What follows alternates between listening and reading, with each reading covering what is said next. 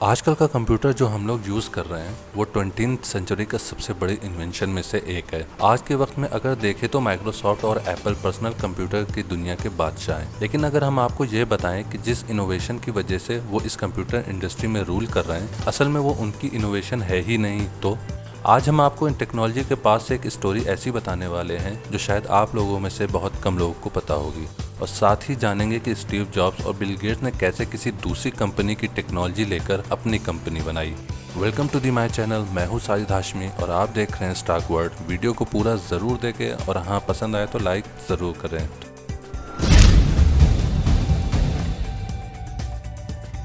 1960 के एंड में जब स्टीव जॉब्स और बिल गेट्स हाई स्कूल में थे और उनका कंप्यूटर की दुनिया से कोई वास्ता तक नहीं था, तब जेरोक्स नाम की एक कंपनी डॉक्यूमेंट फोटोकॉपी मशीन की दुनिया की बादशाह थी। जेरोक्स ने 1959 में कमर्शियल फोटोकॉपी मशीन इन्वेंट की। ये मशीन अपने आप एक तरह की पहली मशीन थी। इससे पहले ऐसी कोई मशीन नहीं बनी थी।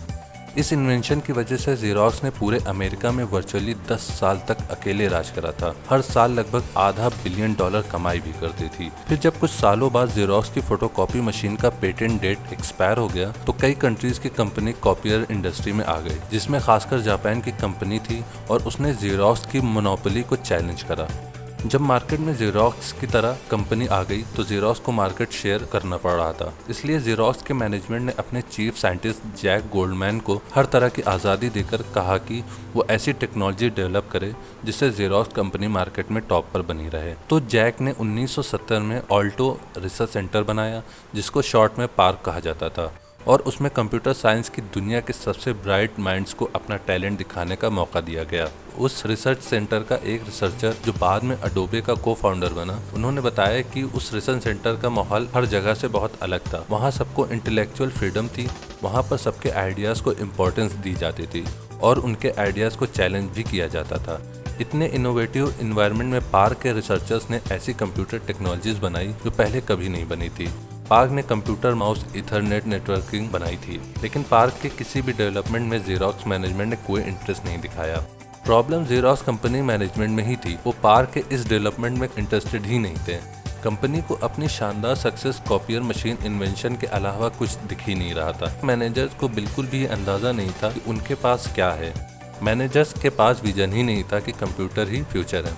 पार्क ने उम्मीद नहीं छोड़ी और उन्होंने एक ऐसा इन्वेंशन करा जो उनकी पिछली इन्वेंशन से ज़्यादा बड़ा था। हम बात कर रहे हैं जेरोक्स ऑल्टो की। जेरोक्स ऑल्टो ऐसा कंप्यूटर था जो अपने वक्त से आगे का था। जेरोक्स ऑल्टो दुनिया का पहला मॉडर्न डेस्कटॉप पीसी था। इसमें माउस, फाइल मैनेजर थे।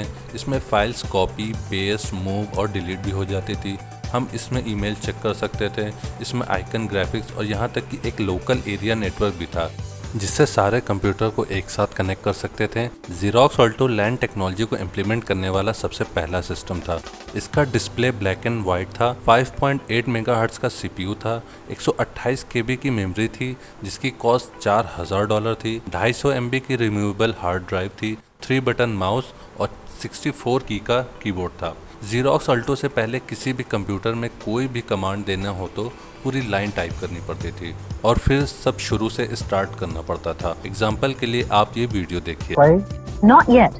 First you have to tell the computer to copy the program that's on the cassette into its own storage area or memory. How do I do that?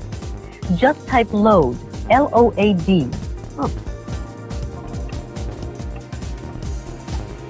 You've now finished your message, so you need to say over to you to the computer by pressing the return key.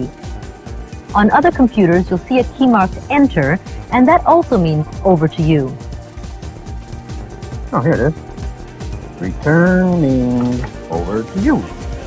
Park ने जब xerox के सामने xerox Alto रखा तो फिर से xerox management ने अपनी गलती दोहराई। पार्क रिसर्चर इस इनोवेशन को लेकर बहुत एक्साइटेड थे और उन्हें पता था कि इन्होंने टाइम से आगे की चीज इन्वेंट की है। जेरोक्स ने फ्यूचर को भी नहीं देखा। बस उनको ये लगा कि जेरोक्स ऑल्टो का एक पीस $40,000 खर्च कर देगा, जो कि उनके अकॉर्डिंग बहुत ज्यादा था। जेरोक्स ने सिर्फ 2000 मशीन के लिए फंड दिया और कभी भी जेरोक्स ऑल्टो को कमर्शियली रिलीज नहीं करा। आप इमेजिन करिए कि 20th सेंचुरी की सबसे बड़ी इन्वेंशन जेरोक्स के हाथ में थी और उन्होंने ऐसी टेक्नोलॉजी जाने दी क्योंकि वो उसको समझ ही नहीं पाए थे। जेरोक्स ऑल्टो या तो जेरोक्स के ऑफिसेज में यूज़ हुआ या फिर कुछ यूनिवर्सिटीज़ में। जब जेरोक्स ने पार्क के इन्वेंशन में इंटरेस्ट नहीं दिखाया तो पार्क के काफ़ी रिसर्चर्स ने कंपनी छोड़ दी और या तो किसी ने अपनी कंपनी शुरू कर दी या तो सिलिकॉन वैली की किसी राइजिंग कंपनी के साथ चले गए। जेरोक्स चाहता था कि उसके इनोवेटेड प्रोडक्ट्स की कॉस्ट कम हो जाए और उस वक्त एप्पल ने अपना एप्पल II मार्केट में कम प्राइस में लाया था। इसलिए 1979 में जेरोक्स ने स्टीव जॉब्स को इनवाइट करा ताकि वो उनके प्रोडक्शन की कॉस्ट को कम करने में कुछ हेल्प कर सकें। शुरुआत में स्टीव जॉब्स को जेरोक्स पे कम यकीन था, इसलिए वहां जाने से मना कर दिया, मगर जब उनके ऑफिस के कुछ एम्प्लॉयज़ ने अपनी आंखों से जेरोक्स अल्टो को देखा तो स्टीव जॉब्स वहां जाने के लिए तैयार हो गए। आइए देखते हैं स्टीव जॉब्स का वहां। I had 3 or 4 people who kept bugging me that I ought to get my rear over to Xerox PARC and see what they were doing.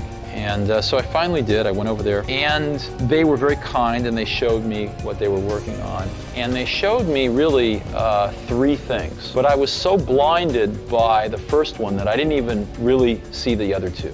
One of the things they showed me was object-oriented programming. They showed me that, but I didn't even see that. The other one they showed me was really a networked computer system. They had over 100 Alto computers, all networked, using email, etc., etc. I didn't even see that. I was so blinded by the first thing they showed me, which was the graphical user interface. I thought it was the best thing I'd ever seen in my life. Now, remember, it was very flawed. What we saw was incomplete. They'd done a bunch of things wrong, but we didn't know that at the time. It's still, though, they had the germ of the idea was there, and they'd done it very well. And within, 10 minutes, it was obvious to me. Steve jobs की सोच और उनका vision बहुत आगे का था। उन्होंने xerox Alto देखने के बाद ही ये समझ लिया था कि जेरोक्स के पास फ्यूचर है। स्टीव जॉब्स ने जेरोक्स से मीटिंग की और अपनी पूरी प्रोग्रामिंग टीम के लिए टेक्निकल डेमो अरेंज करा। उसके बदले में स्टीव ने 1 लाख शेयर जेरोक्स को बेच दिए। इससे साफ पता चल गया था जेरोक्स के मैनेजमेंट इस मैटर में बेवकूफ़ बन गया था। पार्क के एक रिसर्चर जिसने एप्पल को डेमो दिया था, उसने बाद में कहा कि एप्पल प्रोग्रामर्स 1 घंटा डेमो देखने के बाद ही हमारी टेक्नोलॉजी को समझ गए थे, मगर जेरोक्स के मैनेजमेंट सालों तक देखने के बाद भी नहीं समझ पाए।